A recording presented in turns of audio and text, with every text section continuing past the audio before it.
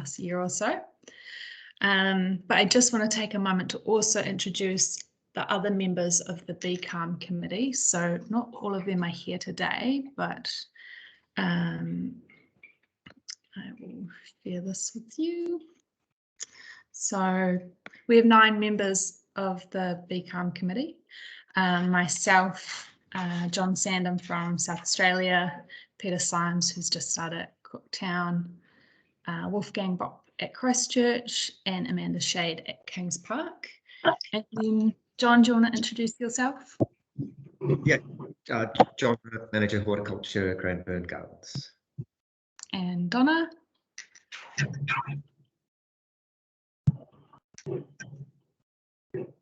There, Donna. There we go, try that. Donna Thomas, from Garden Collections Officer from Ballarat Botanical Gardens. Thanks, Donna. And Cherie?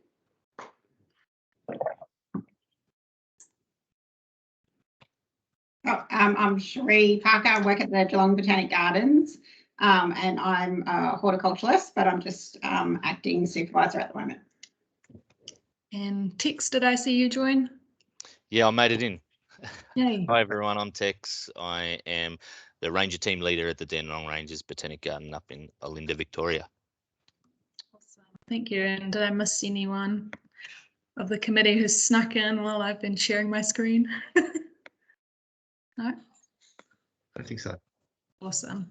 All right. So just to let you know, we're recording this session. As always, we'll share a link probably tomorrow, along with an advert for the next session. So today our workshop is going to cover living collections and specifically looking at how we develop policies and guidelines around managing our collections. So John Arnott's going to facilitate this workshop today, so feel free to participate verbally, but also feel free to use a chat if you're not comfortable saying anything at any time. So I'll hand it over to you, John. Thanks, Emma. Let me just do this, and we should be away.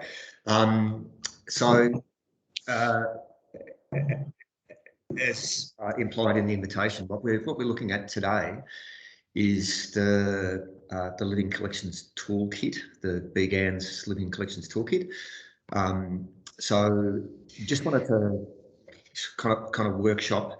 The toolkit's been around since 2011, and suffice to say that it needs a bit of a refresh. So yeah, essentially that's the agenda for today. We do have until 2 o'clock.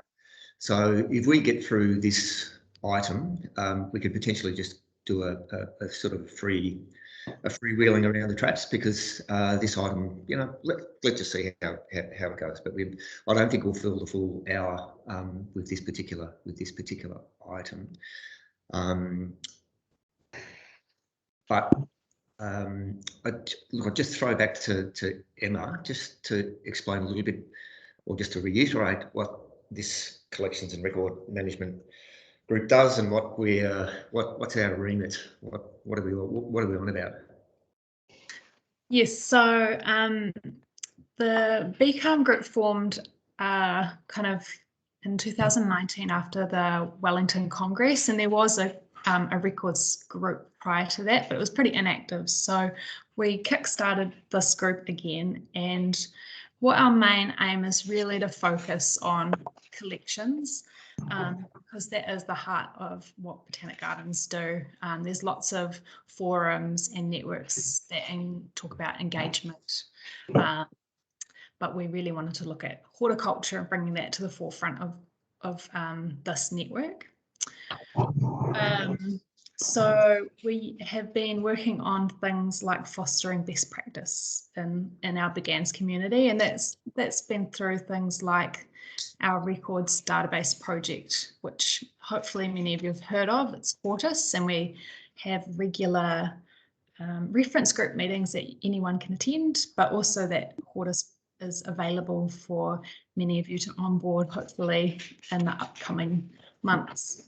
I'm in. I did something different. The link might have been a problem.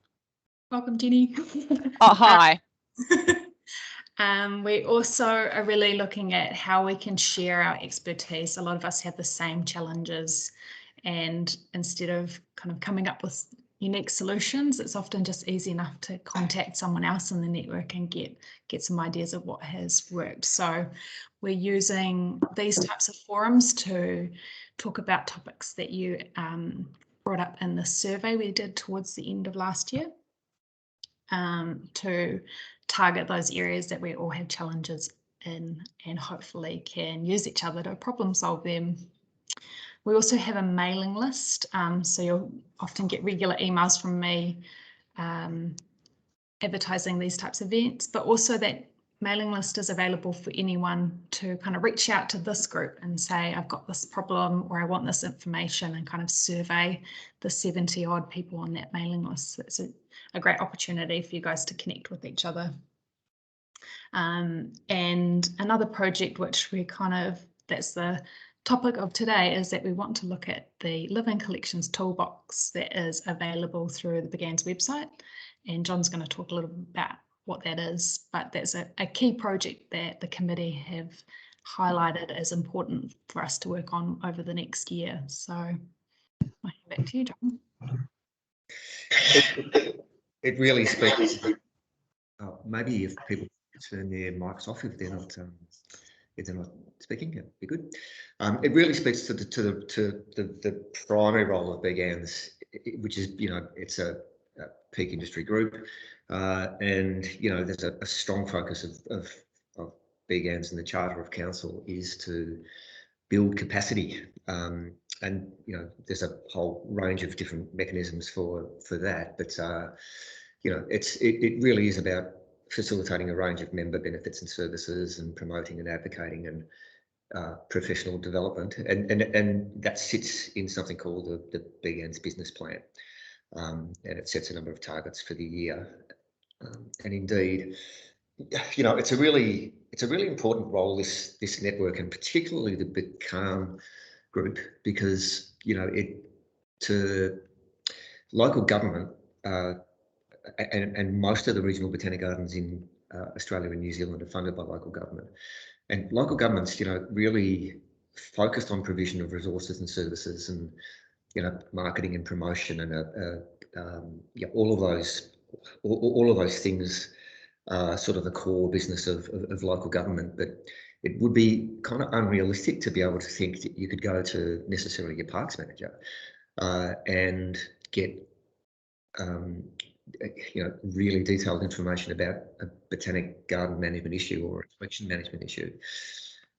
And that's really the role of BCARM, is to facilitate, as Emma said, to facilitate the conversations around our horticultural agenda, around our collections agenda. It's really filling a really important void, if you like. Because in local government, you could potentially be a little bit isolated. So that capacity building role and professional development and skills development is, it really is the key thing for BCARM's Council and for this group to facilitate on behalf of its membership.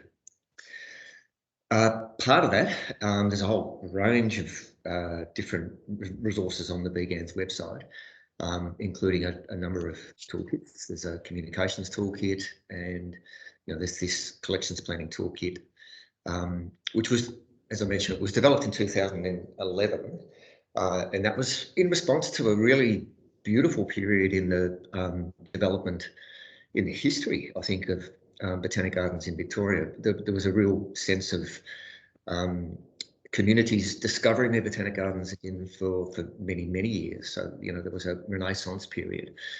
And, there was a whole heap of development which was happening across the Victorian Botanic Garden network and beyond, of course. But very, very few of the Victorian Botanic Gardens had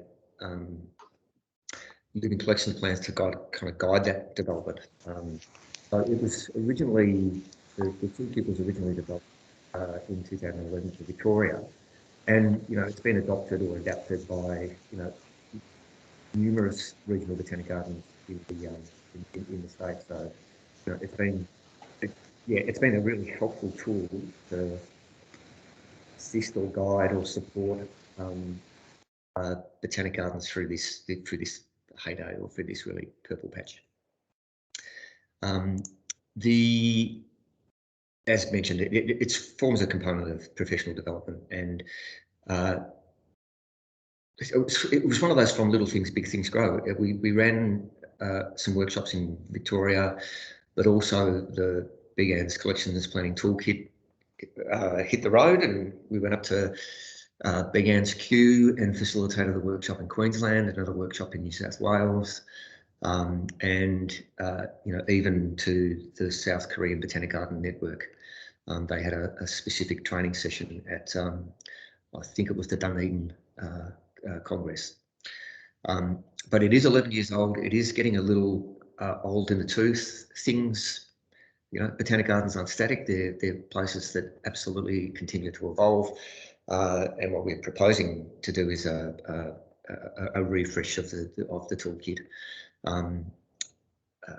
Yep, and that's really the essence of what we're talking about today. And look, I think the need to have some guiding documents really relating to the complexity of botanic gardens, and that distinction between a high quality public park and a botanic garden with, you know, lots and lots and lots of aims and purposes that sit behind our collections. And that's this, you know, word cloud is just, you know, a few terms of maybe chapters or things that a living collections plan would consider.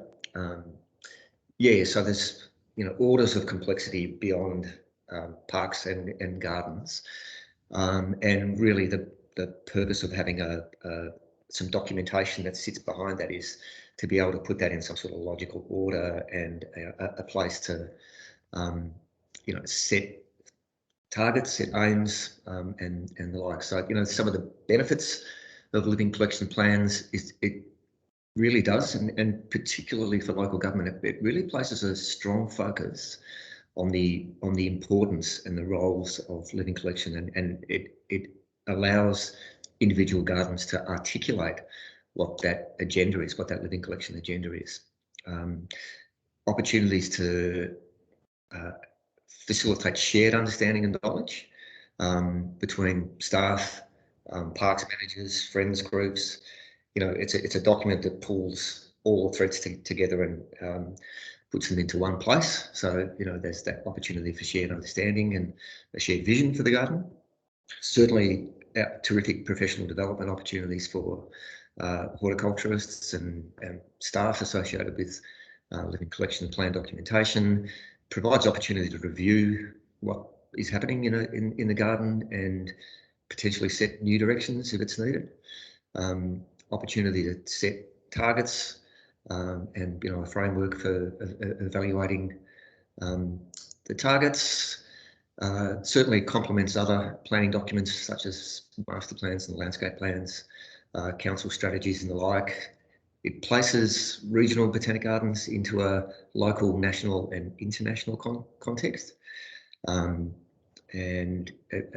again, it just helps kind of define that agenda for regional botanic gardens, and, you know, ideally it strengthens the capacity for visitor engagement and to facilitate plant-based learning. So they're the kind of the benefits that sit behind living collections plannings. And indeed with the living collections toolkit, and this is where we'll open the floor to some discussion. We just want to explore what is the need for a toolkit, or you know, what's the need across our network? Who's the audience for this particular toolkit? And then, you know, maybe what sort of content and technical chapters might be involved in developing the toolkit. And I think we've probably got a start point with the existing kit, but I'd be interested to hear from the membership as to, you know, what some of the areas that we could and should focus on through the process of reviewing the living collections toolkit. And we do have a working group but open to expanding that working group out of this discussion and exploring next steps. So what's the need? Who's the audience? And what's some of the content, technical chapters of content, and where do we go from here? So that's, if I could stop sharing, and we could open the floor to comments, observations. Maybe let's start with the need. Is there noting the membership here? I'd be interested in who has a Living Collections toolkit that works, a Living Collections plan or strategy or policy that works, and probably more targeted who doesn't. So are there any gardens that don't have Living Collections plans? Sorry, I'm also, should have mentioned this, I'm also the chief warden today, so I need to, if I disappear, it's an emergency. The place is... Oh, that's risky. Yeah, interested in gardens that might not have, or are dissatisfied with. Oh, now you said satisfied, John. This is John Bentley. Yeah. We're a volunteer group building the Botanic Garden. So we've had collections in mind since, especially since Kevin Walsh in 2009 emphasised that at the BCARM network meeting in Ballarat. But we haven't written things down. So we know what collections we've got and what we want to do, but they're based in terms of garden themes. So a Southern African collection, a dryland eucalyptus arboretum collection, and that's registered with Plant Trust. But we're really building along what was all put into the master plan and landscape design. So we have a Californian Central South American collection, Mediterranean region collection. So I've got to avoid plants coming in from the Canary Islands that people want to keep giving to us or saying, why don't you have this? So yeah, that's, and then there's a West Australian collection based on certain bioregions, and our latest garden we're developing is an Eastern Australian dryland garden based on 11 bioregions from outback Queensland through the drier parts of Western New South Wales into Victoria and a bit into South Australia. So you're taking a landscape master plan approach, because it's spatially allocated all of those collections, but you don't currently have something which is guiding the development of the collections per se. That's correct. And I've looked at the toolkits and everything when they arrive, and I use the information that's in there as I read it to help sure that we're on the right track. But with lack of resources, we can't document everything that we'd like to do. I think you're potentially our target audience, John, for this body of work. Yeah. Oh, you can come and practice on us when. You can be the keeping. Liam Cole, just at Sale Botanic Gardens. Do you have? I mean, you've got management plans, but do you have a living collection plan down there? That within the management plan, I've taken the approach of breaking up the collections into that so that it can guide future development of the gardens in general, but specifically around some of the collections that are lacking, the Olmus collections, light on. We want to improve that. So, yeah, look, I probably rejigged the collections toolkit a little bit in as much as made it work for our target audience, which is predominantly our managers within local government, something that they could understand. Good, excellent. Any other gardens out there that have used this toolkit or would use an amended toolkit? Just trying to get a feel for. Hi, John. It's James from Wollongong. Just saying that yes, we are currently using the toolkit to go through our collections. I think Dan Bishop has been in contact with you recently. So yeah, we're looking at that, and that will sort of help underpin our collection development going forward, and let the Horts know, and also because we're part of council, it'll just be a good document once it's all finished to present to council in a wider sense, sort of to validate why we're there and what we're doing. Yeah, because I think years ago we ran that Big Ant New South Wales was held at the Wollongong Gardens, and we went through Yes. that point, I think. Yeah. Oh, that's good. I'm delighted. I'd actually forgotten that that you guys were using it as a tool.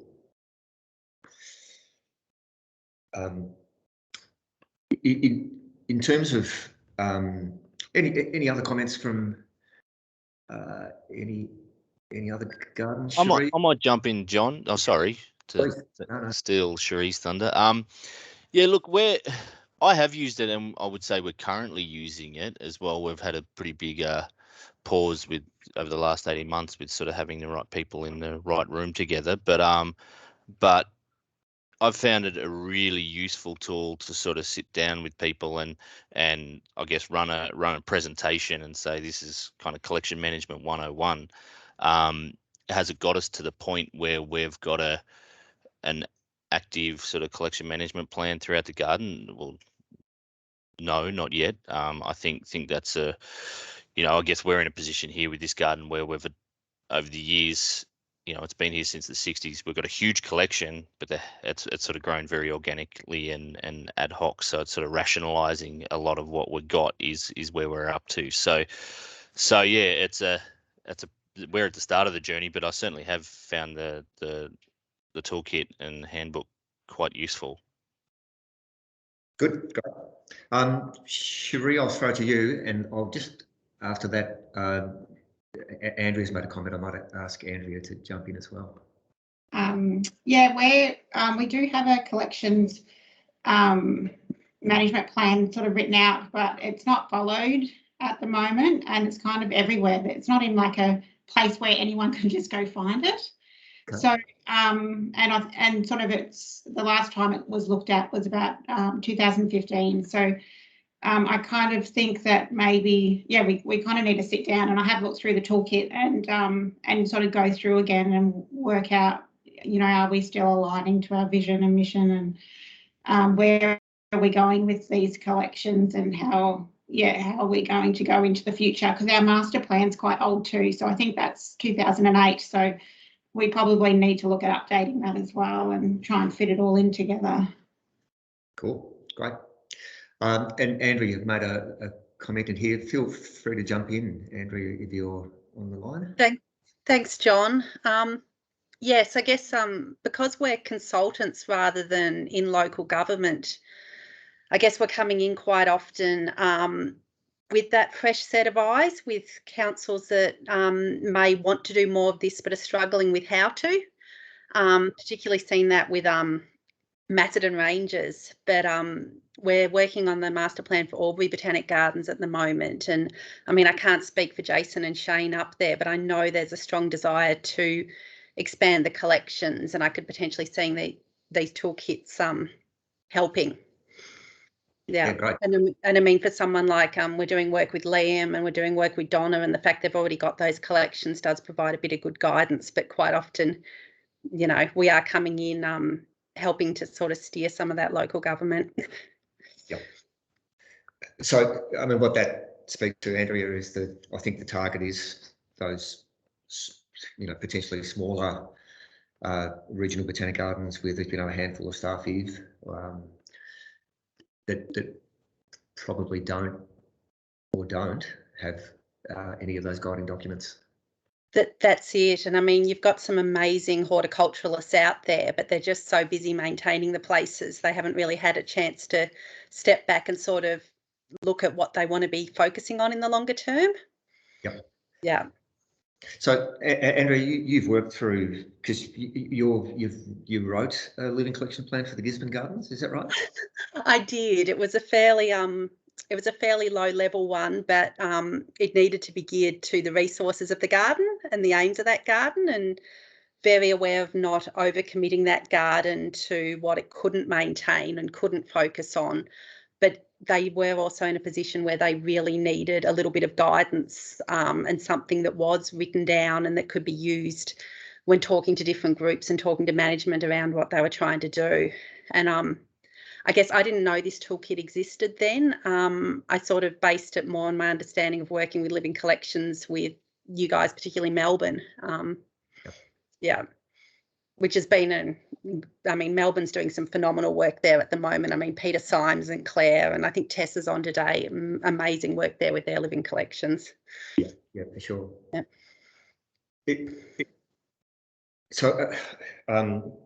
It's almost like the purpose of the Living Collection Plan Toolkit is to have a structured, facilitated discussion where you can actually land some ideas. Is that the approach that you took at Gisborne? Yes, it was. And I mean, feel free to jump in, Donna, too, because Donna, sorry, if I'm sounding a bit vague today, I reacted to my vaccine, so just bear with me. No, it was a structured, facilitated discussion. We looked at what they were doing already. We looked at all the climatic issues.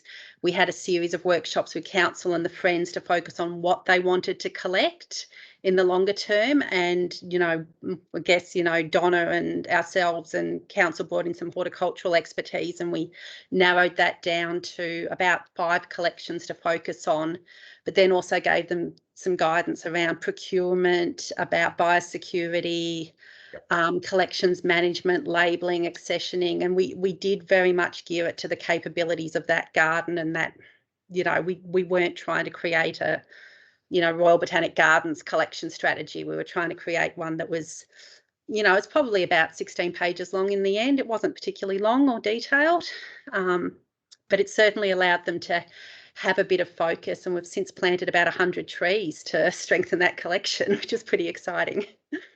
Fantastic. I think I was just going to jump in and say that's a really good point, that these things don't need to be cumbersome to the point of sitting on the shelf and not being useful. I think, you know, a smaller summarized kind of template is actually, the quick reference guide kind of materials is actually what can be really useful in practical terms. So that's, yeah, it's a good observation, Andrea. Yeah.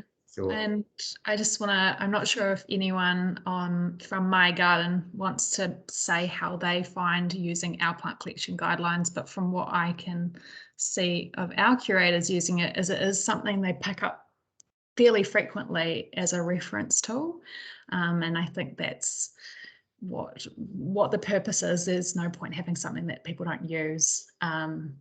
So what I'm kind of hearing is that maybe the toolbox review needs to consider something that's a little bit more pared back, that there's kind of some bare minimum skeleton kind of things that you should have, and then there's the kind of extra detail if you have the capacity within your own teams or using contractors like Andrea to kind of flesh it out even more.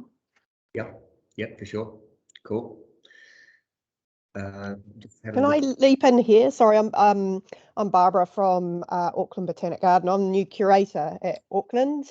Just been there 2 months, and before that was at Dunedin Botanics. I found the guidelines actually when I came to Auckland, because Dunedin has them in some format, but they're not as formalised. But when I came to Auckland, obviously the guidelines are very formalised. And from a new staff member coming in, I found them to be exceedingly useful. So as well as useful for guiding documents for the garden and for staff in the garden, curatorial staff, from a viewpoint of a new staff member, and remembering that certainly in New Zealand and probably in Australia too, staff transition is going to become more and more of an issue as we look forward over the next 10 and 20 years in our botanic gardens, definitely down here in New Zealand, as staff leave, retire, that have been at botanic gardens for a significant period of time, 20, 30, 40 years in some cases. So those guiding documents are really useful for new staff as they come in, that help inform them in the management of the collections. Yeah, fantastic. And congratulations and welcome to thanks. Sorry, the radio's just going off here. Yeah, a terrific appointment, Barbara. It's great to have you on. Great to have you on deck. Yeah, thanks. And did I speak to you, John, when I was in the US? I can't remember. I have a feeling I might have. Yeah. Yeah. Nice to see you in person. Jess Vanderwerth at Wilson Botanic Park. You have. Is it a living collections plan? It's not. It's a. No. What do you have? Well, probably several different documents, I think. We're actually right at the very end, the pointy end of finishing off our new master plan, which we're waiting for the final document to review before it goes to council for formalising, I guess. And I guess we're also looking, I think the new hoarder software is something we're really excited about, because a lot of the records that we have are a bit scattered. We have some amazing collections, but I think similar to Tex, you know, they've been built up over a long period of time with sometimes vague you know, records that the person who wrote them would understand, but maybe not someone stepping into the role. I think we also have the Kate Heffernan report is what we've been utilising, which has got some more guidelines around the types of collection or vegetation we want to see in various parts of the park. But again, it's very broad and maybe wasn't or hasn't been followed in some aspects. Yep. So I think once we have the master plan approved through council, we'll have a bit more certainty about what kinds of infrastructure we're going to be building about the place, and what kinds of vegetation structures we want, and then we can work towards kind of forming a more specific collections plan at that point. Sure. Yeah. But if there were a toolkit available, you'd reference it?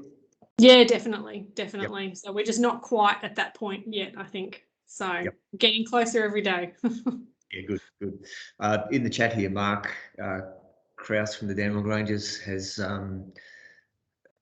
asking the question in terms of facilitated process. Is it advisable to engage external? And the bit of the chat here is it depends. Depends on your capacity, doesn't it? And so, for example, Auckland, we did it completely internally. Our previous curator led that. And I think what worked was there was kind of a time frame where we're here, let's engage with our staff, and then we'll review what we've come up with the staff, and kind of not let it drag on too long. Have it done within kind of a year period where it's relatively fresh in everyone's mind. Cool. And then it's reviewed regularly every couple of years, but also reviewed every time a new staff member starts. Okay. But there are plenty, as Andrew pointed out, a lot of BCARM's members, particularly at the bigger gardens, are really happy to offer their kind of time and support if that's something that's of interest. And I'm happy to put people in touch with other members in BCARM if you want that support. Beautiful. Yep, sounds great. I was just thinking about that facilitated process. The first iteration of the toolkit, well, in fact, the workshop approach has been really good.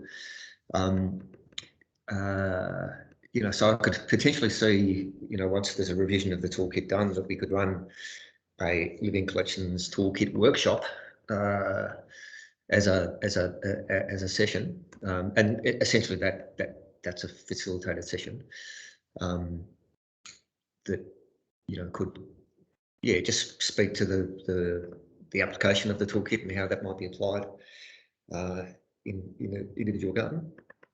So, yep. And just another John pointed out about BGCI. So the BGCI website also has kind of some plant collection guideline type documents, but also examples from various types of gardens. So some smaller ones up to some, you know, big big gardens. So that's kind of useful to see actually what in other people's documents. I personally find that really useful, seeing like exactly how people are structuring them and the kind of content that is there. And in the most recent Botanic Gardener magazine, I did a little interview with our former curator and Angela, who's on the call now, our edible garden curator, to talk about kind of how our plant collection guideline works. And if anyone wants to see ours, you're welcome to get in touch and I'll send you a copy. Sure. I'd just encourage folks from this group to submit articles for the next Botanic Gardener. It's all about collections as the core of. It's all about the plants. Mm-hmm. It's That's all right. about the plants. So yeah, no, I'd really encourage everyone to pick a plant, pick a garden, pick a collection, and report on it to the broader membership. This is a BCARM one. Let's make this a ripper. I just wonder with when we're talking about this, obviously, you know, across all regional botanic gardens, we'll all talk about the capacity strain and the fact that, you know, I know in our case, and this might go a bit to Mark's question as well, but we have a lot of examples where we start these documents, but it's a bit like your home renos that never fully get finished. Is there merit in the idea of us making the toolkit, I guess, a really intuitive kind of online kind of based thing, or something that really cuts down the process of having to do it, where you do the drop downs, fill it in, and it spits out a sort of thing at the end of it? I don't know. I don't know the right way to do that, but it's a nice idea, Tex. I just like the idea of cutting down processes for everyone where we can, you know.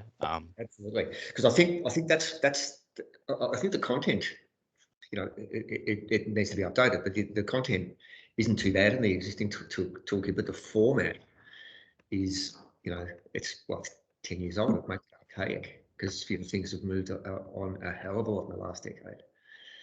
I think that's right. Maybe it is it's not a physical document. It's a electronic document that can be manipulated. Mm-hmm. Yeah, that's a great idea. Yeah, like it.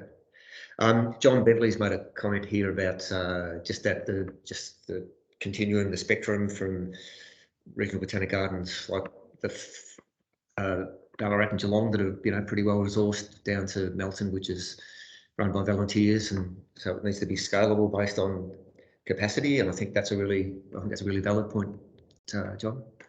I think what we're not writing here is a living collection plan for the major capital city gardens. We're really keeping it,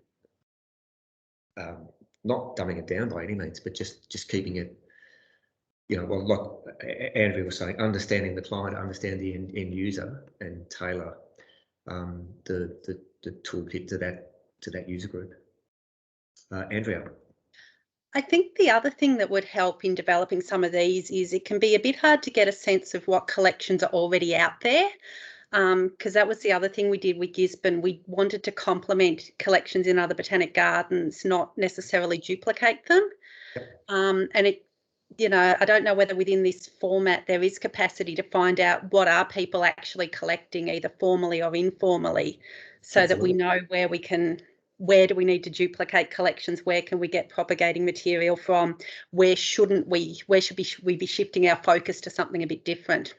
Yeah, that's good. That work, it's funny, isn't it? That work exists for Victorian gardens, and Donna might speak to this with the survey that we did a couple of years ago. But I mean, there's a logic to exploring that across the network.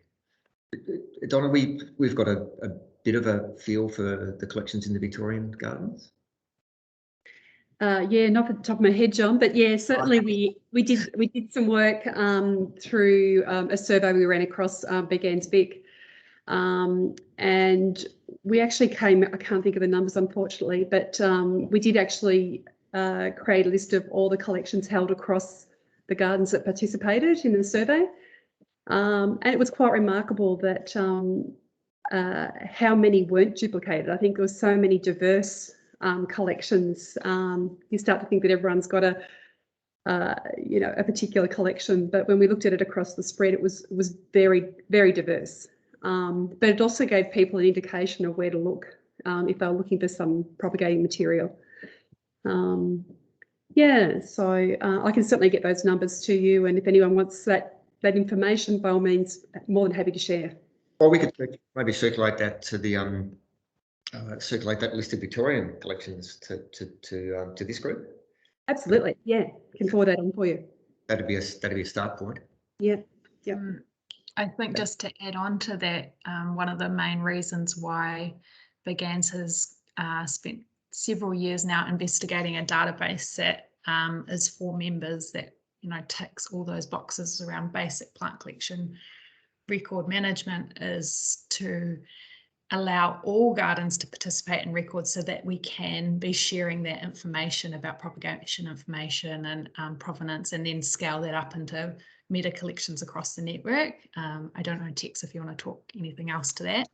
Yeah, well, I think that's the beauty of sort of what we're talking about, of making things electronic, you know, in this day and age, all cloud hosted and all of that sort of stuff, where it means that we can share a lot of this knowledge really easily, and it's there, you know, it becomes a repository for all of that information that people can access. And maybe that's exactly how, you know, again, there's a lot of work that needs to be done into this toolkit and all of that sort of stuff, but maybe that's exactly how it runs. It could be, I see Dr. Wahid from Hortus is on the line today, but maybe it's something that plugs into the database, so you know, the things talk to each other, and actually, you know, you start to build up a lot of that knowledge across the network, and it's there at your fingertips. Yeah. I was wondering if we could even take a worldwide perspective on that, because we upload our plant records to BCARM, and that's a central repository there that I think probably most of us are doing or looking to do. So that covers that. But from a local perspective, just a list of collections that are held in which gardens could be done on the BCARM's website or something like that, and accessible. So I certainly agree with that. Yeah. Yep. I would just like to see in a toolkit, John, that which would support the smaller gardens or the volunteer gardens, to say maybe you can just add into that toolkit what you've got existing without having to do big reviews and everything else. Yep. And I can see finding our collections records officer looking to do that for us now, and I'll actively try that in any new development, or I'll just go straight into what we've got that's 11 years old. Yep. Yep. Great. And we're doing a new strategic plan, a revision of the master plan. So we're now mature enough to start looking at some of these things and putting them in place. Hopefully one day we'll get some paid employees, which would help. But I really see our strategic plan has got, and our action plan has got a lot of need for this documentation to be done. So it fits into our plans, but again, the resource is being able to do it. Yep. I can see Kirsty Patterson from Bendigo online, and Bendigo was probably the trigger, and Kevin Walsh's name came up early in the piece. Kirsty, yep.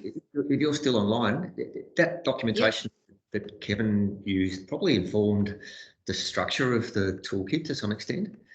Are you still yes, that's correct. Yes, we do, but it really does need a review. So we haven't really reviewed it since Kevin's been here. And as great as it was very optimistic at the start on what collections we might be able to hold.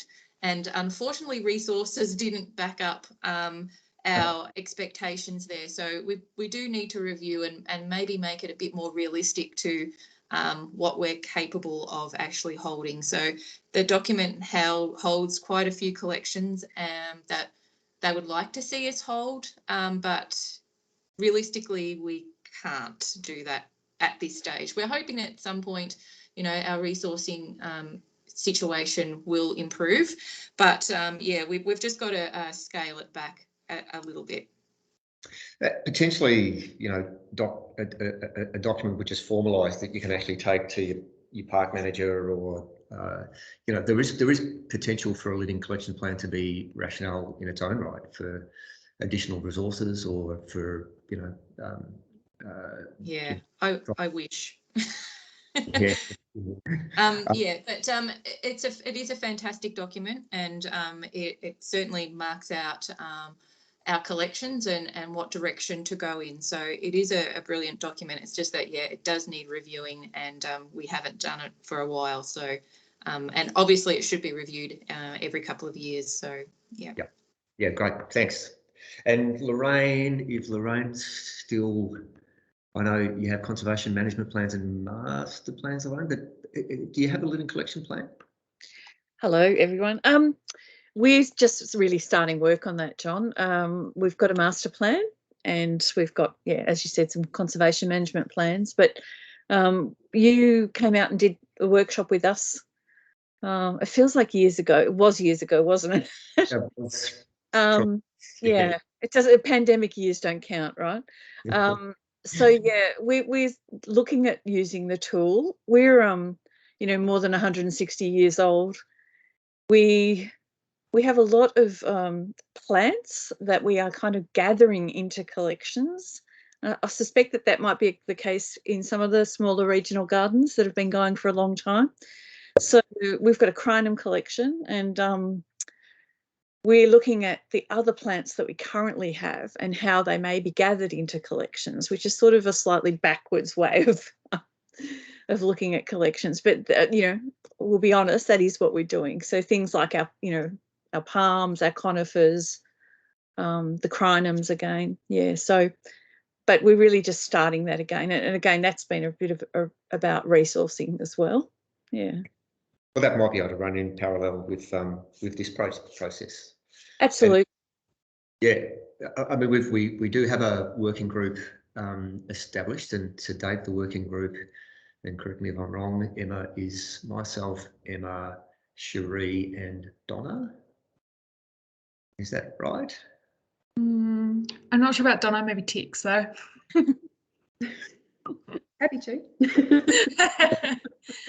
We've probably got 4 or 5 people from the BCARM committee who are really interested in reviewing the toolbox, but we are looking for expressions of interest from you all. If anyone has the capacity to participate in a few meetings over the next kind of 6 to 12 months to help review that, we'd be interested. So flick me an email. I'll put my email is in the invite, so flick me an email if you're interested, and we'll just kind of review the list. It'd be great if you could all participate, but hopefully we don't end up with 30 people. Yeah. Can I actually add on to what Lorraine was just saying, is that, you know, like Williamstown with Lorraine, we're sort of from a heritage garden, and I don't think, you know, we don't have a lot of new planting opportunities on our site. So it often is about corralling those plants that you already have and creating collections out of what you've got. And that's there's probably quite a lot of gardens that are in that same position. You're not going to get a lot of opportunities necessarily to bring a lot of new, especially tree collections anyway, into a garden. How do you format them into a collection? Yeah, it's just a different way. I agree with you, Lorraine. We sort of look at that the same way. And it's an interesting one to bring up, Donna, because like from our point of view, I think there's a lot of work, as I said, to rationalize what we have, but there's probably also a point in some ways to draw a line in the sand and say, unfortunately, what we don't know. Some of this has been lost over the years, and you know, it's unlikely we'll ever get it back, this information and data. So there is I guess, a line in the sand where we say, okay, so from here on, how do we make sure that we're following the right sort of collection planning policies and things like that? So yeah, it's a body of work, isn't it? There's a lot involved once you start delving into it. And I think there'll be a section in the toolkit that says, you know, what makes a collection, and then what kind of collection is it, and that will potentially inform some of the inputs. You know, if it's a cultural or ornamental collection, things like wild origin or wild provenance, might not be as, well, wouldn't be as important as if it's a conservation collection or an ecological collection. So I think teasing out, having the toolkit inform the different categories of collections, and that it could potentially help gardens define what actually equals a collection. We've just been rewriting our living collections plan, and we've come up with a category called landscape collections, which are just things sitting in the landscape that make the place beautiful. The kind of the green wallpaper, if you like. Wouldn't constitute a collection, but really wouldn't constitute a formal collection, but critical to the presentation of the site. Perhaps many, yeah. So that's a little bit of that detail. We've got 5 minutes.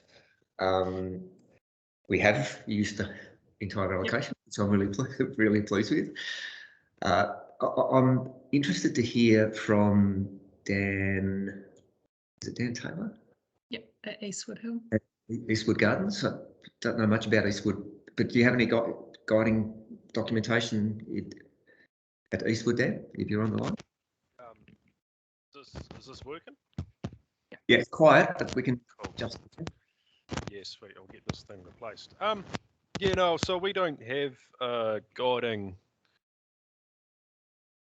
plant collections thing as such. My curator's actually just walking over here now, curious. But we're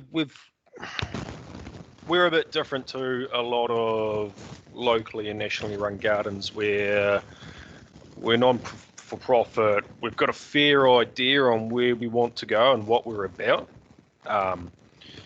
Resourcing is our fundamental issue, so that leads us, while we're in this really odd phase of still gearing up, if that makes sense. We've got our 100-year master plan. It's all about global tree conservation regarding trees. And we've got, we're just running numbers the other day, we've got just shy of 100 species of plant or tree that are threatened according to the IUCN. Right. And then that's made up of thousands of different types of specimen, specimen examples of specimen. And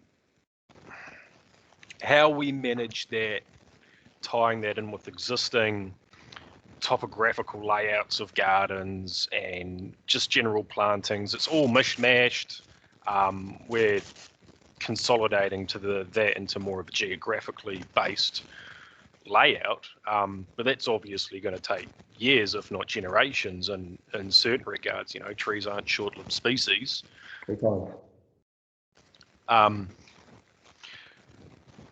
But yeah, building a plan. Well, so we know where we're going, but having a plan, something we can refer to in regards to our collection, is going to be incredibly important, and being able to share that with other people too. That's going to be really key. Again, that sounds like this toolkit could be beneficial for you. Yeah, I hope so. To be honest with you, I haven't read it yet. That's okay. It's sitting there in the back burner open. I'll start flicking through. I know, we're looking at changes and things like that, but at least getting an idea of what's it about, what's it mean for us, and yeah. Cool. Beauty. Jess Vanderwerf asked me what this little gorgeous thing is. It's a Caladinia arenaria. I've been waiting. It's been sitting there next to you this whole meeting. It's a highly endangered orchid, part of our orchid conservation program. I pinched it for this meeting to transform. Have you got an orchid policy? Yeah, we do. We do. Emma, anything in terms of wrap in the next couple of minutes? Yeah. I just wanted to say thank you everyone for sharing your thoughts and comments today. We really appreciate it, and many of the working group are here, so that's all good ideas to get the minds ticking over for how we're going to run this review process. If anyone is interested in potentially participating in the review, feel free to email me. I've put my email in the chat now. And I just want to say thanks again for coming. The October Plant Forum will revert back to kind of seminars. So we actually have Barbara Wheeler speaking next time about her experience at Longwood. She was a Longwood Fellow, what was that, a year ago, Barbara? So she's going to talk about that and some of the plant inspiration she saw there for our Hort staff. And we'll also be joined by Amelia Martin-Yesman from the Australian Network for Plant Conservation, who will talk about the new germplasm guidelines, and they were launched on Tuesday as part of the Seed Science Conference. So that's a fantastic resource, and I highly recommend, if you're involved in plant conservation at all, to check that out. It's pretty much the Bible for plant conservation. So she's going to share what's in that document and how we can use it as Botanic Garden staff. So I recommend tuning in, and we'll send a link with this recording out probably tomorrow or early next week, along with some details for the next meeting. So fantastic. Could I just say thank you, Emma and John, because I know you put a hell of a lot of preparation into these sessions that we don't see, and I certainly really appreciate it. And getting the group going again has been terrific. Thanks Great, so much. thanks, John. Thanks. You'd be surprised. We started thinking about this yesterday. But the other organising happens further in advance. That's no, it's been for a while. We're glad that you're all finding these useful and valuable, because we won't carry them on if you don't. So thanks for the feedback. Yeah, lovely. And yeah. Thanks, Emma and John. Thanks, we'll everyone. see you next time. Cheerio, If anyone folks. wants to Thanks, stay everyone. on the committee. I have to jump into another meeting now, Em, so I'll Thank you. catch you All later. right.